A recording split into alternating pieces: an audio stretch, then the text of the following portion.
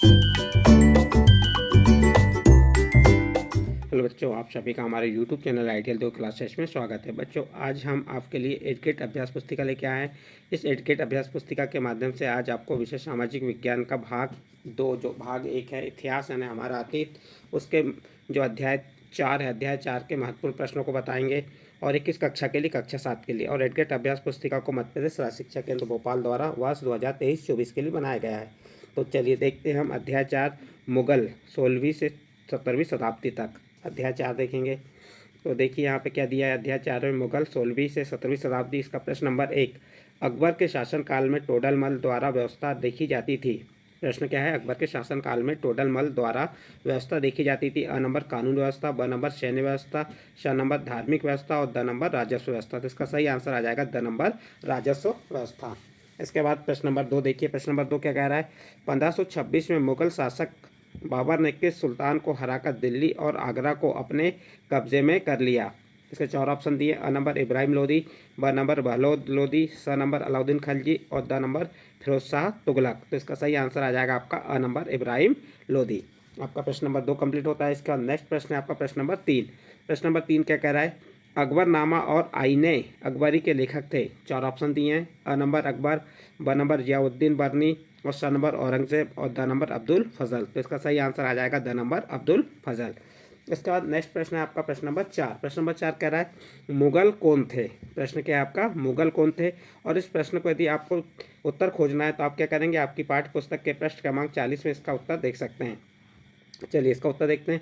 मुगल 2 महान शासक वंशों के वंशज थे। मुगल कौन थे, मुगल 2 महान शासक वंशों के वंशज थे। माता की ओर से मंगोल शासक और चंगेज खान एवं पिता की ओर से तुर्की के शासक तैमूर के वंशज थे। परंतु मुगल अपने को मुगल या मंगोल कहलवाना पसंद नहीं करते थे। इस प्रकार आपका प्रश्न नंबर 4 कंप्लीट होता है। नेक्स्ट प्रश्न है प्रश्न नंबर 5। प्रश्न नंबर 5 क्या है, बाबर द्वारा किस युद्ध में व कब इब्राहिम लोदी को पराजित किया गया था। तो आप उत्तर बताएंगे। इसका उत्तर क्या है, देखिए, बाबर ने 5वें आक्रमण में उसने दिल्ली के अफगान शासक इब्राहिम लोदी को अप्रैल 1526 ईस्वी में पानीपत के प्रथम युद्ध में परास्त किया। इस प्रकार आप प्रश्न नंबर 5 का उत्तर लिख सकते हैं। इसके बाद आपका नेक्स्ट प्रश्न आता है प्रश्न नंबर 6। प्रश्न नंबर 6 क्या है, मनसबदार से क्या आशय लिखिए। उत्तर देखिए, मुगलों की सेवा में आने वाले नौकरशाह मनसबदार कहलाते। मुगलों क्या है उत्तर इसका, मुगलों की सेवा में आने वाले नौकरशाह मनसबदार कहलाए। मनसबदार शब्द का प्रयोग ऐसे व्यक्तियों के लिए होता था जिन्हें कोई मनसब यानी कोई सरकारी हैसियत अथवा पद मिलता था। यह मुगलों द्वारा चलाई गई श्रेणी व्यवस्था थी। इस प्रकार से आपका प्रश्न नंबर 6 कंप्लीट होता है। इसके बाद नेक्स्ट प्रश्न आएगा आपका प्रश्न नंबर 7। प्रश्न नंबर 7 क्या है, अकबर की राजस्व व्यवस्था का संक्षेप वर्णन कीजिए। प्रश्न नंबर 7 क्या है, अकबर की राजस्व व्यवस्था का संक्षिप्त वर्णन कीजिए। तो उत्तर देखिए, अकबर ने पिछले 10 सालों की फसलों की पैदावार व मूल्य के आधार पर दहसाला नाम की नवीन एक प्रणाली लागू की। इस व्यवस्था को लागू करने में उसके राजस्व मंत्री टोडरमल ने महत्वपूर्ण भूमिका अदा की। साथ ही प्रत्येक सूबे को राजस्व मंडलों में बांटा गया व अलग अलग फसलों की अलग अलग राजस्व तय की गई। इस प्रकार बच्चों आपका प्रश्न नंबर 7 यहाँ पे कंप्लीट होता है। इसके बाद नेक्स्ट प्रश्न आएगा आपका प्रश्न नंबर 8। प्रश्न नंबर 8 क्या है, अबुल फजल द्वारा लिखित अकबरनामा में किन बातों का विवरण मिलता है। तो आप उत्तर बताएंगे। अबुल फजल ने अकबरनामा की पहली जिल्द में अकबर के पूर्वजों का बयान है। क्या बताया इसमें, अब्दुल फजल ने अकबरनामा की पहली जिल्द में अकबर के पूर्वजों का बयान है और दूसरी जिल्द में अकबर के शासनकाल की घटनाओं का विवरण दी है। दूसरी जिल्द में क्या दिए उनने, अकबर के शासनकाल की घटनाओं का विवरण देती है। तीसरी जिल्द आईने अकबरी है, इसमें अकबर के प्रशासन, घराने, सेना और राजस्व का विवरण मिलता है। इस प्रकार बच्चों आपका प्रश्न नंबर 8 का उत्तर कंप्लीट होता है। इसके बाद नेक्स्ट प्रश्न आता है आपका प्रश्न नंबर 9। प्रश्न नंबर 9 क्या कह रहा है, अकबर की प्रशासनिक व्यवस्थाओं की विशेषताएं लिखिए। चलिए उत्तर देखते हैं। अकबर की प्रशासनिक व्यवस्थाएं क्या है, विशेषता क्या है।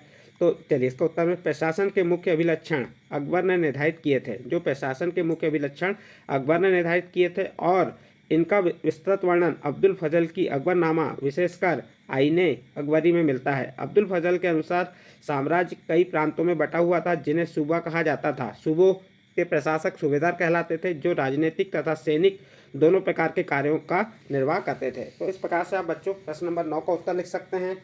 इसके बाद नेक्स्ट प्रश्न आता है आपका प्रश्न नंबर 10। प्रश्न नंबर 10 क्या है? जहांगीर के दरबार पर नूरजहाँ के प्रभाव का विवरण लिखिए। तो उत्तर देखिए इसका, मेहरुनिसा ने 1611 में जहांगीर से विवाह किया और उसे नूरजहाँ का खिताब मिला।